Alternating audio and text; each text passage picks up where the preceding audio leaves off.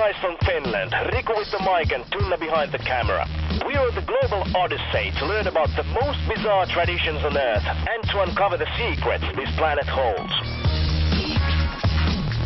It's just the two of us, lifelong travelers in the strangest destinations of the world. No crew, no security, no limits. This is Madventures.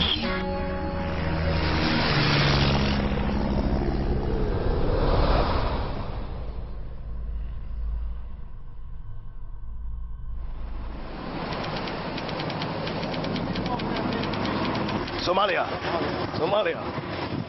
This is Madventures on the Gulf of Aden, one of the most dangerous, the most pirate-infested ditches on the planet.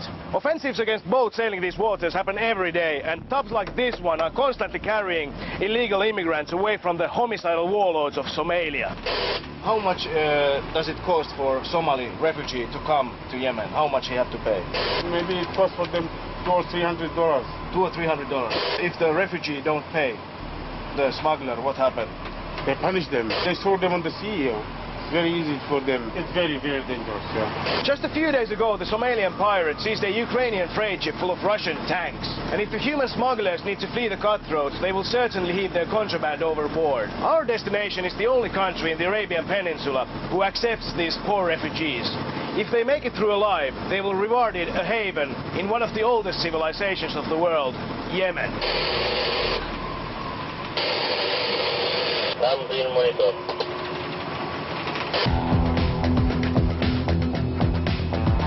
Welcome to Yemen, the mythical land of milk and honey, the legendary dwelling of Cain and Abel, Gilgamesh and the Queen of Sheba, a place as old as human history itself. Okay, these guys will take us from the port town of ADEN to the capital Sana'a. And there we will build up our convoy and start to travel towards east, towards the most notorious desert of the world, the empty quarter. There, in the harshest of conditions, live the Bedouins of Yemen. These people are said to be merciless kidnappers and terrorists. We will travel to one of the most dangerous tribal areas in the world to find out if it's true. Do you think that the US embassy bombing was done by Al-Qaeda? Any bomb it happens with the tourists, it's from Al-Qaeda. They kidnap the tourists, but they are not killing them. We're soon approaching Sana'a. Just 2 weeks ago, there was an attack against the US embassy with automatic weapons, hand grenades and a car bomb. Almost 20 people got killed. Travel warnings are in place for US citizens, British nationals and Scandinavians alike, so being a gringo seems to be a risky proposition right now.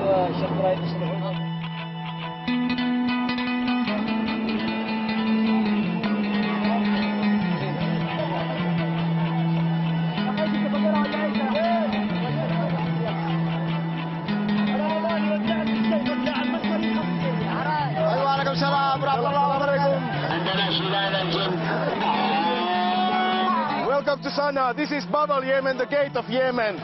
It's amazing. You wouldn't think you could find this kind of vibes in the world anymore. It's like straight from the Arabian Nights. Hey.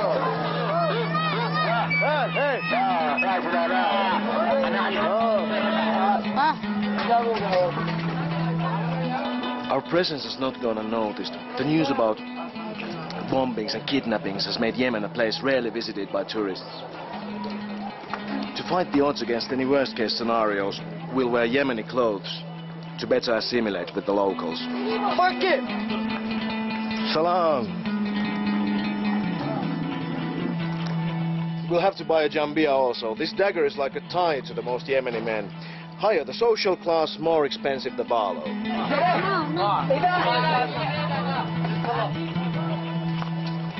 We haven't seen a single woman face yet. Probably we won't see one, and most definitely we won't be able to hang out with any female. This certainly feels weird for us, but that's the way of things here, and to discuss this issue would take another episode.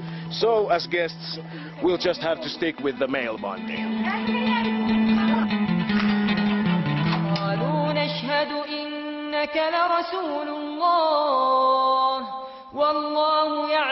This is straight from the fairy tales. Hundreds of muezzins giving their prayer calls from the hundreds of the minarets of the hundreds of the mosques in the capital of Yemen. It's just purely beautiful here.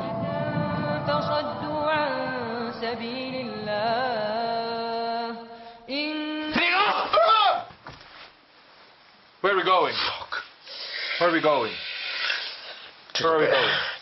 Huh? To the Bedouin country. يا أيها الكافرون لا أعبد ما تعبدون ولا أنتم عابدون ما أعبد.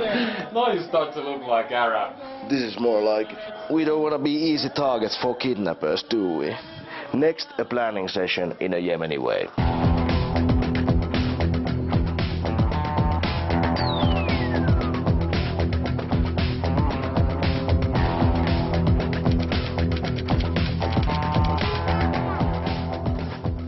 Yemen is a deeply religious Muslim country, old school Arab mixed with African influence, even a hint of Afghanistan. There's still vital and unchanged traditions here. Nowadays Yemen is also well known for its guns, its Khat and its tribal area, one of the last wild frontiers in the world, and that's why Madventures came here.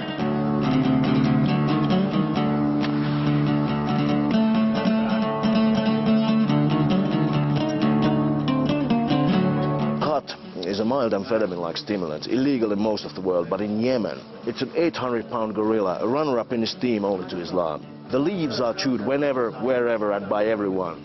But the most preferable setting is a Khat party, like this session here. An evening with males, some Khat, a bong, and of course some mac cap and yakety yak.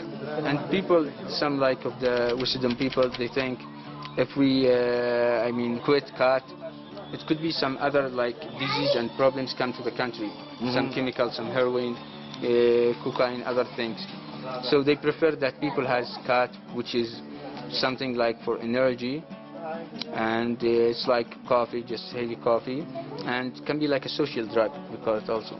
If you have a problem in the morning and any day, you come to the Khat station, try to find like the right people, solve the problem, social problem. I mean, I know all the people in the street, they come to Khat with me every day here. Other houses also, they have big sitting rooms.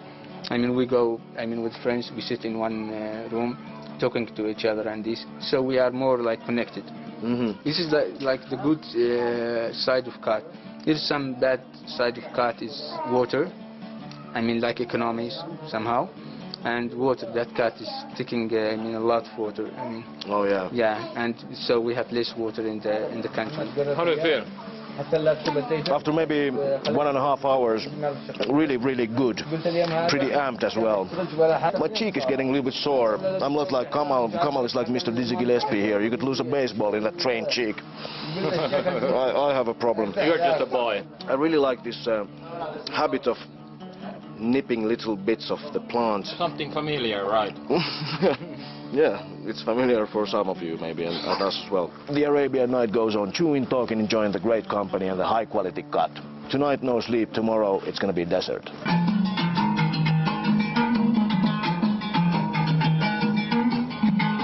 desert, it's not allowed for normal tourists at the moment. I'm sorry for what's happening. I don't want anything like missing my work. Is there any possibility that we bribe somebody? No, it's really because we are under supervisors from the Ministry of Information.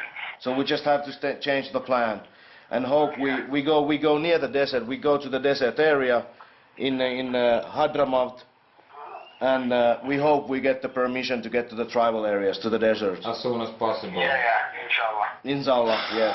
Vittu. Sorry, kun telas was the situation. As Kamal said, it's not now allowed for tourists, for any foreigners to go into that area, but we will definitely try to hit in.